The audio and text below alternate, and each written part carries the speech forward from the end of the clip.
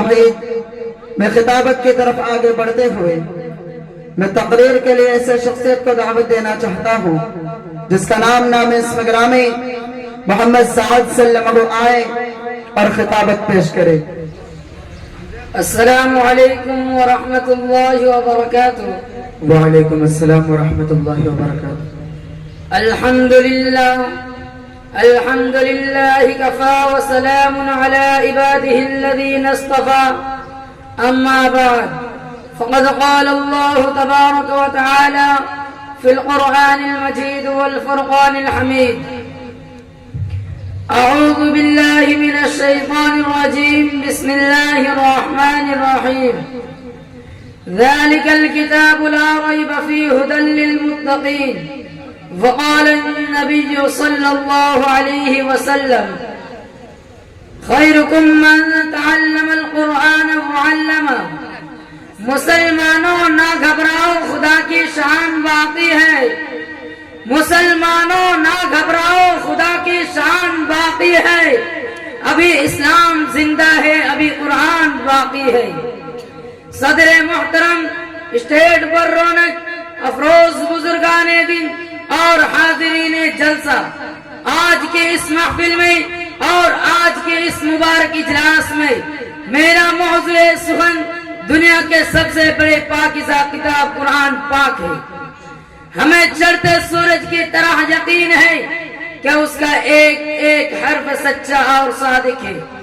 وہ قرآن پاک جس کے زبان مقدس، بیان مقدس اور جو فصاحت و بلاغت کا ٹھاٹھے مارتا سمندر ہے، جس کے متعلق ارشاد ربانی ہے: قرآن وہ کتاب ہے جس کے صادق اور برحق ہونے میں کوئی شک و شبہ نہیں، اور جس کے بارے میں محسن انسانیت حضور پاک صلی اللہ علیہ وسلم نے ارشاد فرمایا کہ تم میں سے وہ شخص سب سے بہتر ہے جو قرآن کو سیکھے اور سکھائے۔ دعا کیجئے کہ تمام مسلمانوں کو قرآن سیکھنے اور سکھانے اور اس میں عمل کرنے کی توفیق عطا فرمائے، آمین۔ نوجوان دوستو، رب ذوالجلال کی طرف سے عطا کرتا وہ حسین تحفہ ہے جس نے 23 برس کی قلیل مدت میں پورے عالم میں انقلاب برپا کر دیا کہ بڑے سے بڑے فصحاء، بلغا، ادیبا، شعراء اور حیران شزدر رہ گئے، جس کی آیتوں کو سن کر پتھر دل موم ہو گئے۔ دوستو، یہی وہ قرآن تھا، یہی وہ قرآن ہے جو رہتی دنیا تک انسانوں کے لیے سراپا ہدایت و رحمت ہے۔ یہی وہ قرآن ہے جس نے رسول کی رسالت کو اعجاز بخشا۔ یہی وہ قرآن ہے جس نے پرمردہ قلوب کو تازگی بخشی۔ ہاں، یہ وہی قرآن ہے جس کے برکت سے جنت و شیاطین کا آسمانوں پر جانا بند ہوا۔ یہی وہ قرآن ہے جس کے برکت سے عزت و رفعت کے شمائنے گر گئے۔ یہی وہ قرآن ہے جس کے بدولت محبوب حقیقی کی رضا نصیب ہوتی ہے۔ یہی وہ قرآن ہے جو سچائی اور امانت داری کا درس دیتا ہے۔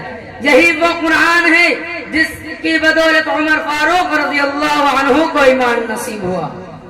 یہی وہ قرآن ہے جس کے نظیر پیش کرنے سے عرب کے فصیح و بلیغ زبان دانی کا دعویٰ کرنے والوں نے گھٹنے ٹیک دیے۔ یہی وہ قرآن ہے جس کا مطلب پیش کرنے سے عرب کے فصیح و بلیغ زبان دانی کا دعویٰ کرنے والوں نے گھٹنے ٹیک دیے۔ یہی وہ قرآن ہے جس نے ضلالت و گمراہی کی دلدل میں پھنسی ہوئی انسانیت کو رشد و ہدایت کا پیغام سنایا۔ یہی وہ قرآن ہے جو سچائی اور امانت داری کا درس دیتا ہے۔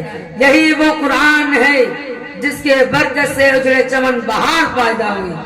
محترم حضرات، آج کی اس نازک دور میں حفظ کلام کو فضول سمجھا جاتا ہے، اس کے الفاظ رٹنے کو حماقت بتلایا جاتا ہے، کہا جاتا ہے کہ اس کا رٹنا اور بے سمجھے پڑھنا بے سود ہے۔ افسوس، صد افسوس، قرآن پاک کے بارے میں ہمیں یہ خیال کہ جس کے بارے میں شہنشاہ بطحا جناب محمد الرسول اللہ صلی اللہ علیہ وسلم نے یہ ارشاد فرمایا کہ اقرأ وارتقي ورتل كما كنت ترتل في الدنيا فإن منزلك عند فقرؤوها کہ کل قیامت کے دن حافظ قرآن سے کہا جائے گا کہ قرآن پڑھتا جا اور جنت کے درجوں پہ چڑھتا جا اور ٹہر ٹہر کر پڑھ جیسا کہ دنیا میں ٹہر ٹہر کر پڑھا کرتا تھا. بس تیرا مقام اور آخری ٹھکانہ وہی ہے جہاں آخری آیت پر پہنچو. یاد رکھو یہ قرآن دنیا کے سب سے بڑی نعمت ہے. یہ زمین آسمان چاند سورج ستارے اس نعمت کا مقابلہ نہیں کر سکتے. یہ قرآن رب کائنات کا مقدس اور عظیم کلام ہے اور کیوں نہ ہو جبکہ اس کا اتارنے والا آمین. جس ذریعے اتارا گیا وہ بھی آمین, جس مقام پر نازل ہوا وہ بھی آمین, جس مہینے میں نازل ہوا تمام مہینوں سے افضل اور جس رات میں نازل ہوا ہزاروں مہینوں سے بہتر ہے.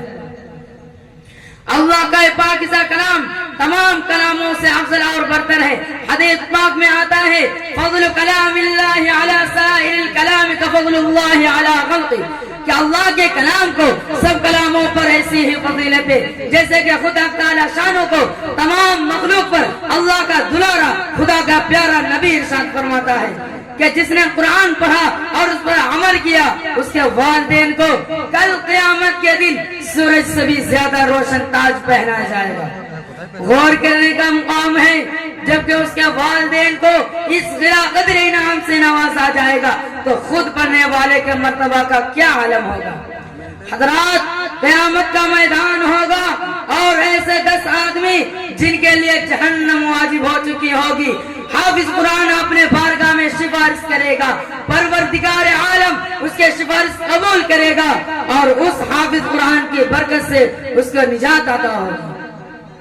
مسلمانوں, قرآن کریم و عظیم برکت اور سعادت ہے جو روح خدا بندی ہے اور سرچشمہ زندگی ہے.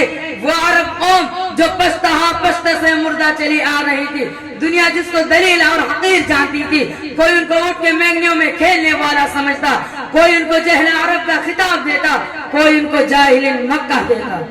لیکن جب قرآن آیا تو جن کا نام جہل عرب تھا وہ صحابہ کرام ہو گیا.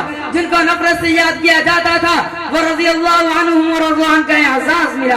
جس زمانہ کا نام جاہلیت تھا اس کا نام خیر القرون ہو گیا. وہ مردہ قوم جو کروٹ نہیں لے سکتی تھی طاقت و قوت ایسی لیس ہو گئی کہ قیصر و کسریٰ کا غرور خاک میں ملا دیا اور بڑے بڑے سلطنوں اور حکومتوں کا تختہ الٹ دیا. محترم دوستو, قرآن آیا تو زمان و مکان میں زندگی آئی. قرآن آیا تو عدل و مساوت کے پیغام آیا. قرآن آیا تو مذہب اسلام پھیلا. قرآن آیا تو مردہ قوم زندہ ہوئی. قرآن آیا تو قیصر و کسریٰ کا غرور خاک میں ملا. قرآن آیا تو باطل کے لہراتے جھنڈے ٹوٹ پڑے. قرآن آیا تو کفر اور شرک دم توڑ گیا. قرآن آیا تو توحید ملی, ایمان ملا. قرآن آیا تو گلستہ کو بہار حسین عطا ہوا. ہاں مجھے کہنے نہیں دیجیے کہ قرآن آیا تو روشنی آئی. قرآن آیا تو تاریکی کا فور ہوئی. قرآن آیا تو امن امان اور سلامتی آئی. قرآن آیا تو دوستو سب کچھ ملا, مگر افسوس صد افسوس قرآن پاک کے دامن مقدس کو ترک کر دیا, اس کی پاکیزہ تعلیمات کو بھلا دیا. نتیجہ یہ ہوا کہ وہ مسلم قوم جس کی سر پر عزت و رفعت کا تاج تھا ذلت و رسوائی کے غار میں جا گری. وہ مسلم قوم, وہ قوم کامیابی جس کے آگے بڑھ کر استقبال کرتی تھی, ناکامی اس کا مقدر بن گئی. وہ مسلم قوم جس کے ایک آواز پر افریقہ کے جنگل میں رہنے والے خونخوار درندوں نے میدان خالی کر دیا تھا, آج ایک چوٹی بھی اس کا حکم ماننے کو تیار نہیں. مسلمانوں سمجھو اور ہوشیار ہو جاؤ, غفلت کا پردہ چاک کرو, قرآن پاک سے وابستہ ہو جاؤ, ورنہ یاد رکھو تاریخ ہمیں کبھی معاف نہیں کرے گی. حاضرین جلسہ, جان نثار صحابہ کرام کے کتب خانہ میں قرآن پاک کے علاوہ کوئی کتاب نہ تھی. اسی کو لے کر آگے بڑھے اور کامیابی اس کی قدم چومتی چلی گئی. وہ قرآن ہی تھا جس کی برکت سے بدر کے میدان میں 313 ملک کی قسمت پلٹ دی. آج ہم ہیں کروڑوں میں مگر دوسری قومیں ہم پر سوار ہیں.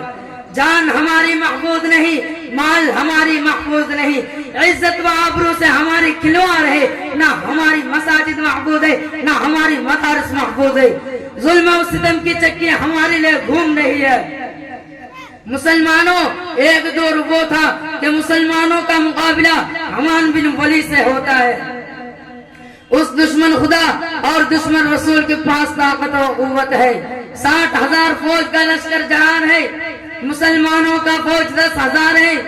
اسلامی فوج کے کمانڈر حضرت خالد بن ولید رضی اللہ عنہ ہے.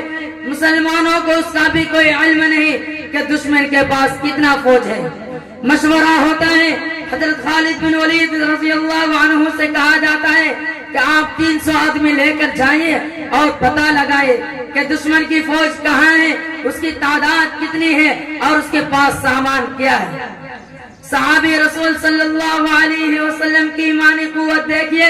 فرماتے ہیں کہ 300 کی ضرورت نہیں, میرے ساتھ صرف 30 آدمی کافی ہے.